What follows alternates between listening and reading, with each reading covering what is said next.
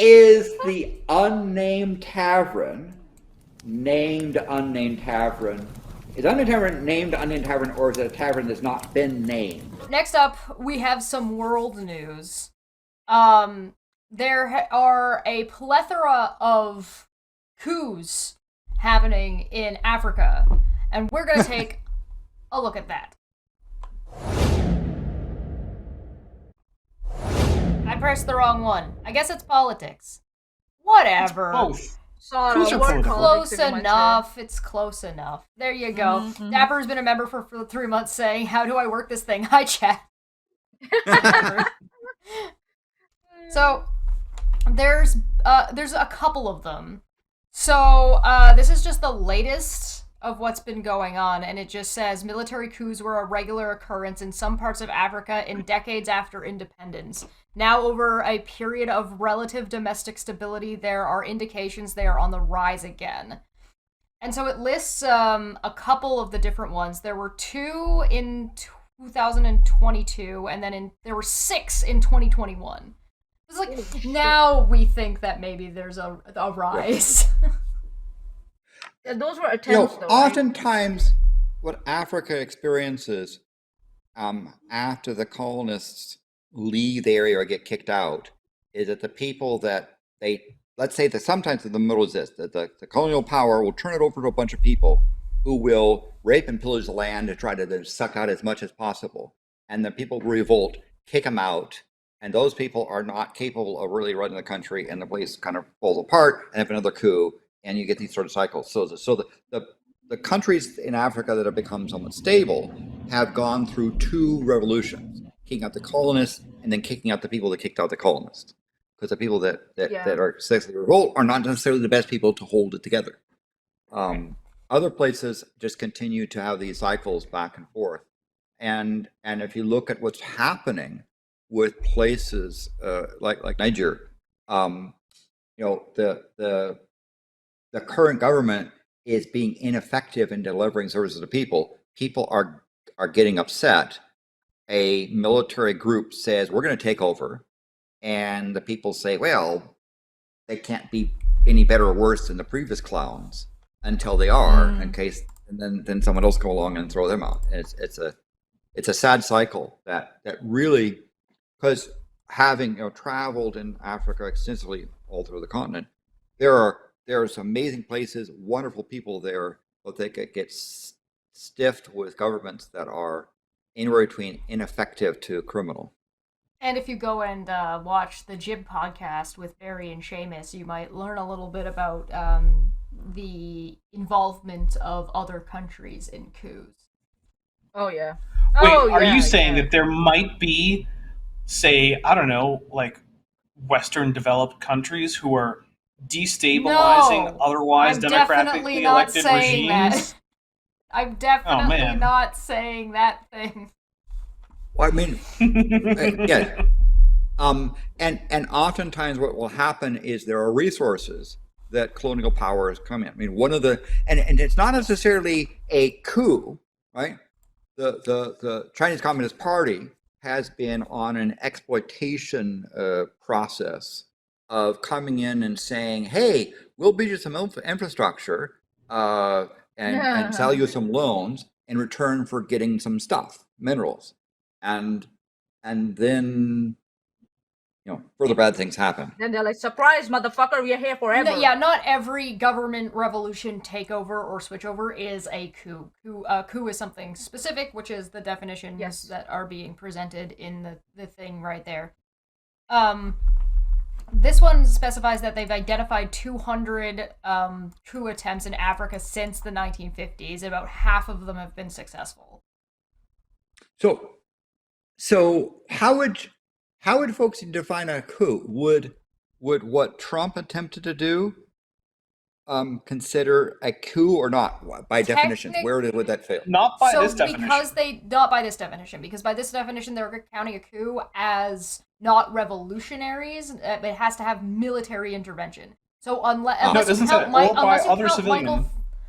count Michael Flynn as well. No, you count Michael Chesh, Flynn. I have to disagree with you. You go for it. So here's what it says. It says by the military by other civilian officials. But the important thing is to unseat sitting leaders.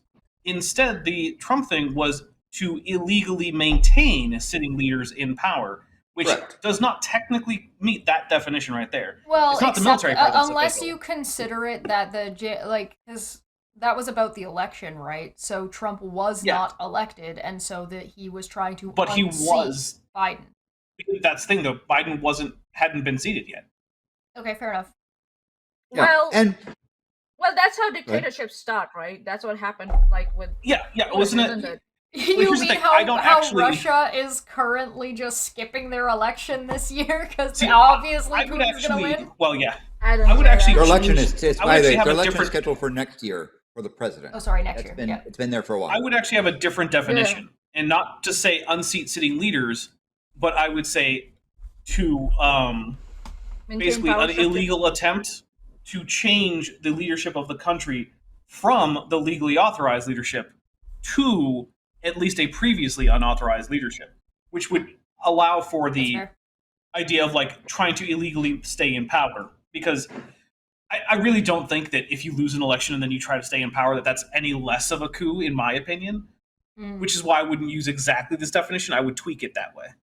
That's fair. So Dapper, would the American Revolution be a coup in your definition?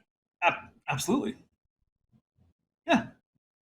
Yeah. It was the use of military power to get rid of the seating of the sitting officials in the country. Yeah. Yeah. Look, the difference between a coup and a revolution is there's two parts to it. It's how long ago did it happen, and how popular is it. Yeah, the longer ago it happened, the more likely it is to be a revolution, and the more popular it is, the more likely it is to be a revolution. How many romance novels have been written? Coup.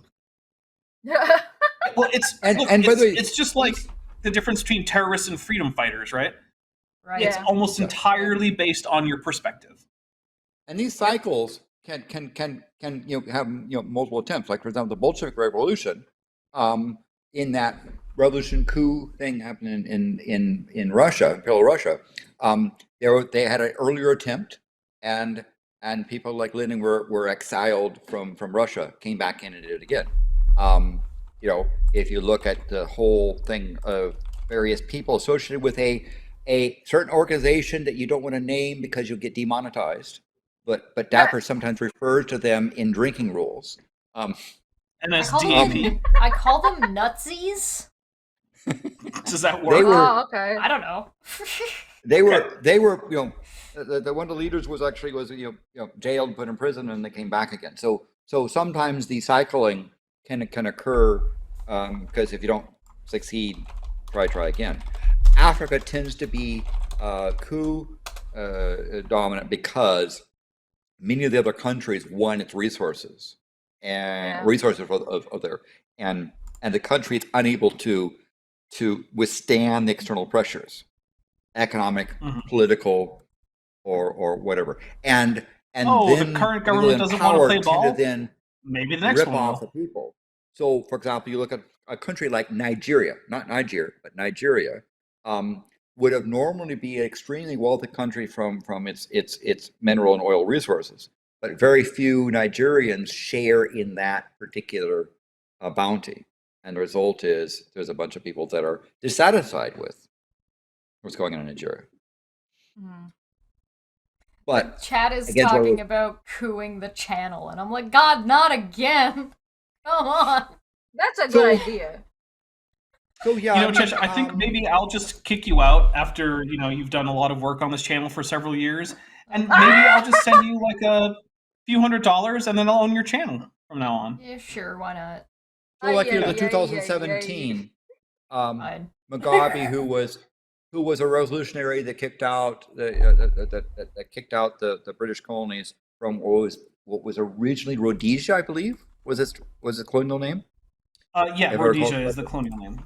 Yep. And so he was there for 37 years, and his long stay was the fact that he managed to be very effective in suppressing coups.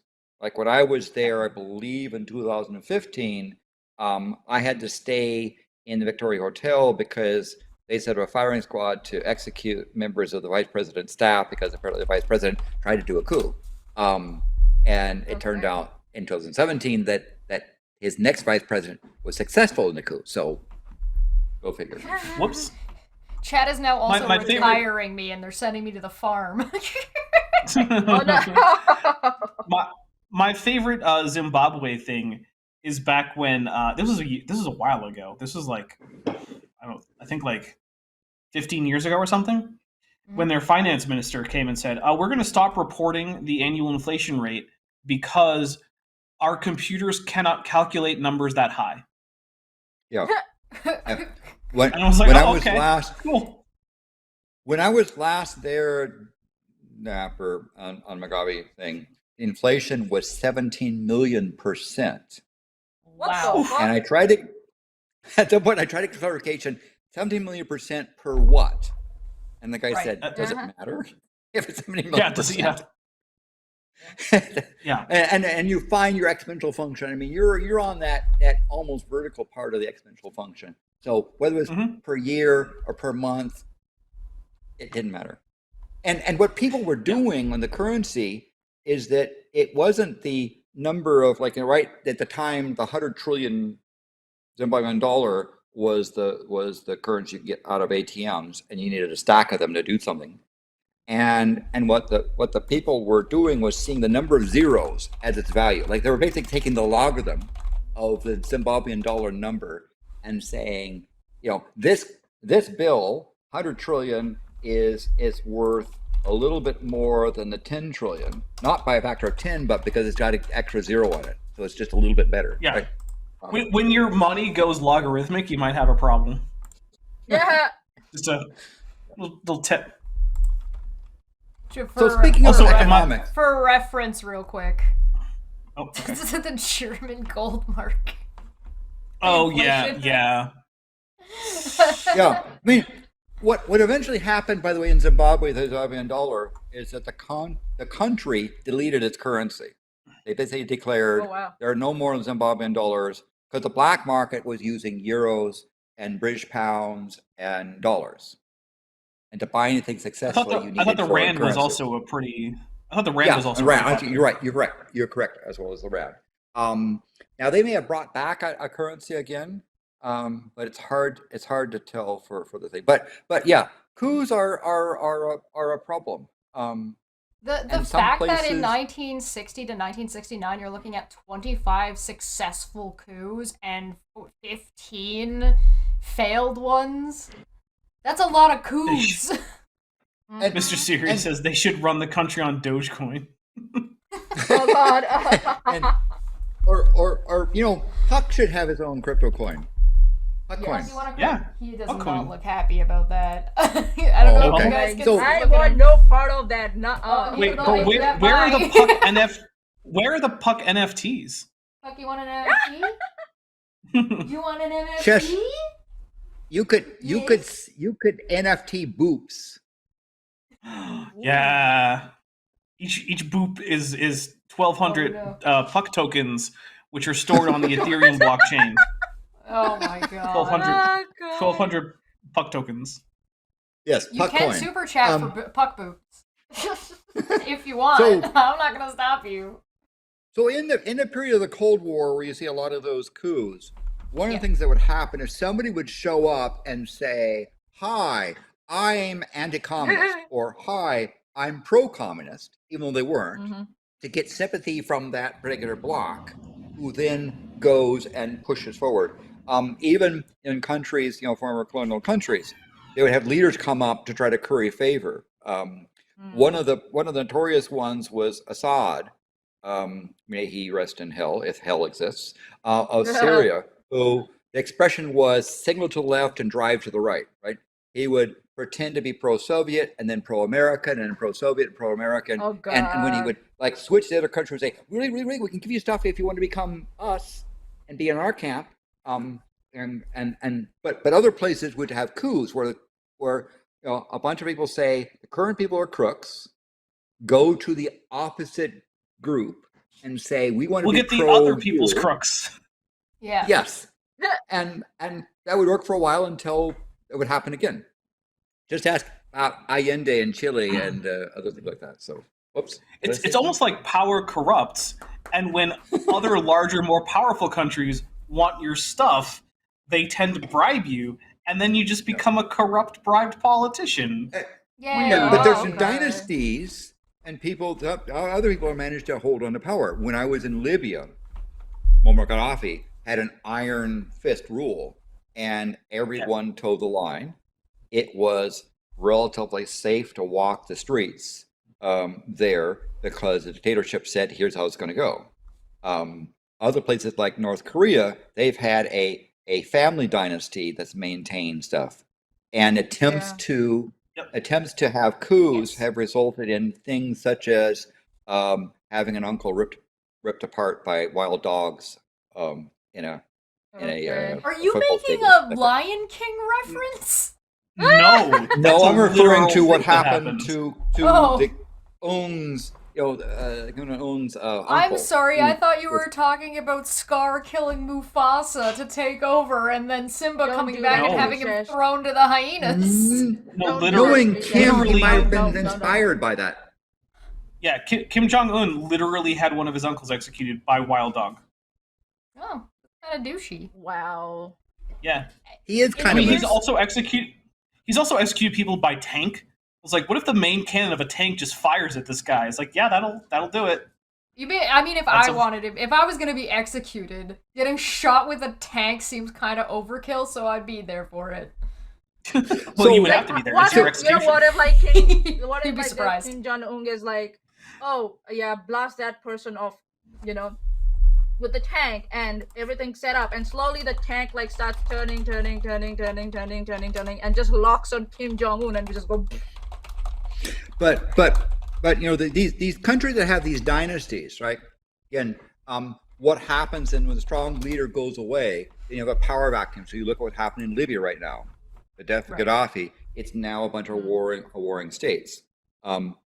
So the opposite of having coup cycles is having somebody who is a extraordinarily ruthless dictator that manages to do things. So I will point this out because Russia right now, people were cheering when it looked like Putin might fall, and understand that having a coup in Russia, a breakdown, you might say they deserve it, but the other problem is that those power vacuums turn into real bad situations. Yes. Bad things happen. Yeah. Yep. You can't just do. I mean, look at even like Afghanistan and American military involvement in Iraq. Like it's just, how long did it take after absolutely chaos? How long after the U.S. military left did it take for the Taliban to take back over Pakistan? Was it a week? A week. Yeah. Yep. Not even a week. I think it's 48 hours, if I'm not wrong. Yeah. 48 hours. Okay. Yep. It certainly wasn't even a month. Let's just say that. It was a really short amount of time. Yeah. Another problem with Africa and coups is that colonists come in and carve up sections to create countries that have no cultural significance, right? The tribal boundaries and identity lines are just arbitrarily drawn up, right? So they're just lines on paper. You see those countries there, but if you ask in terms of people and language, they tend to cross around, and the result is you have a government of one group trying to dominate another group that they normally don't have a relationship with. They'll be neighbors, not rulers. Nigeria has kind of three large sections, large subgroups that spill over into other neighboring countries, and as a result is that they have power shifts that trade around. But then what happens is we saw that in what happened in places like Uganda or in Botswana, right? No, not Botswana. What am I thinking? Come on, brain, come back. I'm a chameleon. Central African Republic, the most generic country in the world. But in that area of the world, you had Rwanda. I'm talking about Rwanda, right? Oh, Rwanda was one group dominating another group, and then there was a flip, and the problem comes down to the colonists coming in and carving up. I mean, let's look at the Indian subcontinent. To say that was one giant British colony was the mistake. Right.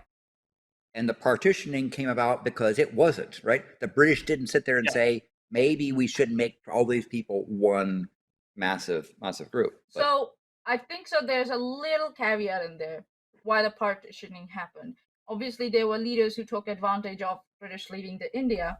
And what Britishers were trying to do till the last minute, they were trying to keep their vice grip on India. That's what they were trying to do. And what they did was, as they left, they started offering Jinnah the option: you separate, and we will help you, get the power, in that region. We'll help you maintain it. But what just happened was Jinnah was like, yeah, you get out of here. I'm gonna do my own thing. That's what happened later. So they created that divide before they left because they were trying to now divide and rule, pin people against each other, so that way they could take advantage of the situation. And that's what's been happening, and that's what happened with what America did with Israel and Palestine. So very similar parallels there. And then so they create a problem, they leave, and they pretend to be, supportive, and you're like, oh yeah, we'll let them solve it amongst themselves. But they've already created this. I'm pretty sure England, the English crown can absolutely give up any semblance of pretending that they care or have been trying to do anything good while the British Museum is still what it is. Until the British Museum is empty, England does not get to pretend that they give two shits about anybody else. The British just borrowed stuff before people lost it. Look, the British Museum has some artifacts from England. They can keep those. That's fine. No. They should, in an act of good faith, give them to places. Oh, okay. Give them back to the countries they've picked them up from. So you think that King Big Ear should go to India and say, sorry about stealing your jewels, here's them back. Yeah. Whoever's the current monarch of England needs to take their crown, pull all of the shit off of it that doesn't belong to them, and then shove the remaining bits up their ass. Yep. See, here's the thing. Because he's that would be brilliant. See, the thing is, because he's the king of India, it's like they still have it. It's fine. Don't worry about it. Oh, right. Yeah. Maanya's like, racism! so back to say with... If I may add to that whole thing of one of the, I think it was the foreign minister for India, he said something aptly, and when this whole debacle of, why is India still taking gas and, coal and resources from Russia when the Russia-Ukraine war is happening. And what he said was that UK has to stop pretending that their problem is the world's problem and the world's problems are not their problem. And I was like, that was so well said, right? The UK need to stop pretending that their issues are issues of the whole world. They don't rule the whole world anymore. You're just stuck on an island now. Just get along with it now. Yeah, I think you're right, Maanyaa, to assume that India would just go along with other people because they want them to, other than being collaborative. That's what the way to go. Now, it turns out, that India is actually in discussions with countries assessing their relationship with Russia. And that's the way you go about it, rather than just say India is. But I was going to ask, because we talk about world stage, there was new reports of claims that the current ruling party wanted to change the name of the country. Oh, yeah. Yeah. Can you tell about that? Or so they want to go... So they want to go... Bharat. It's a good question. First off, is their branding good? Second off... Does it come with a new flag? So the British Empire actually came up with the term India because the Indus River, when they first, crossed the Asian continent and moved towards the Indian subcontinent, the Indus River was the one, and the Indus civilization, the remains of the Indus civilizations were the ones that they came across. So based on that, they first went with Indus and then India. That's how it came about. So before that, India was referred to as Bharat and many other names before. So because this party is ultra-national Hindu party, so they are going for the basic one that's Bharat. So Bharat was one of the names that the country, Say the that region was slowly referred again to as. for people. Can you say that What? name again slowly for people? Bharat. Bharat. That's what it is. Can you spell And it? I'm gonna type it in chat. Yeah, I'll type it in chat. BARAT. Sounds like American. Yeah, So- I mean, Yeah. Why is this whole thing is giving me nightmares? I will say with the Ukraine thing, I did find it interesting that after the most recent invasion with Ukraine, Americans started dropping the from the Ukraine because Yeah. that is supposedly taken from the Russian, in which Ukraine just means borderlands. But the thing is, like, that's a distinction that doesn't work in Ukrainian or Russian, neither of which has definite articles anyway. So it's like it's a weird little quirk that you cannot Like, this tell doesn't- me that Americans are just pronouncing things really weird because it makes sense to them without any information or connotation whatsoever. That's not something Americans would do. So I mean, to be fair, everyone does that. That's just a language I know. thing. I'm just teasing. But So what so- Bharat so- means is it's a Sanskrit word, and it comes from the Vrid derivation of Bharata. So Bharata, and it means it's an epithet for Agni. Agni means fire, and it means to bear or to carry, meaning that literally to bear or to carry fire. So that's what it means. Ah. And but India has had many other names. Aryavarta, I think so. Yeah, that was one of the names that was in the Mahabharat. That was and what were the other names? The Greeks I've called heard it something Hindustan. else, if I'm not wrong. Hindustan, yes, but just to answer the question and clarify in chat, India is currently the highest population, followed by China, then America. Lowest at number 20 is Thailand. So like That one is made- India, China, third is United States. that made the Mexico's Chinese too. I've been Communist to Party some of those very countries. mad. They were. In fact, the Chinese It's government their had fault. It is. That's not Well- true. Decades with So- the so- two-child so- law. So Maanyaa, this change. one child actually. Is the We get one child. official Oh no, name, it's not the consequences of my actions. is the official internal name of India still India, or are there multiple names? How does that work? So India is like constitutionally, India is called Republic of India. That's what it's called. So I guess if they're going to change the name from India to Bharat, it would be called the Republic of Bharat. I don't know how that works, but that's what I think that's what they're going to do, because India is a republic. It's a Republican. It's a Republican democratic country. That's what it is. But it's pure democratic. I think so. Why they still call it a Republic of India? So yeah, I think so. That's because and in some constitutional context, it's also called a Union of India, because a lot of kingdoms were brought in to merge and bring up to come about the country of India at that time, because Canada is India definitely higher or than I the thought they would be. Indian continent was split into a lot of small kingdoms, and so they were brought together, and so But That's actually one of the weird that- things that the British did there that they didn't do in a lot of other places. Was they took a leaf out of like the Persian Empire's notebook, which was like, okay, you can probably leave a lot of the local rulers in place and have them be your proxies, and like you can keep they can keep their courts and their their regalia, whatever, but they have to make sure that the wealth funnels from their little fiefdom up to you. And that was like Britain didn't do a lot of that in places like Africa, right? Like they didn't really care much about like the local tribal kingdoms and things like that. But for some reason in India, they were like, let's let this like local Raj just keep his title, but he pays us now. So I and they're don't know like, why in they made that return, we'll difference. give you protection. We'll give you protection. Pay us taxes, and we'll give you protection from the It's neighboring like mob protection. kingdoms, and at the same time offering those neighboring kingdoms the same protection for the same taxes. So, like again, dividing and ruling. That's what they did a lot. So is the proposed name change a real proposal, and are there groups that want it and no groups that oppose it, or what's that?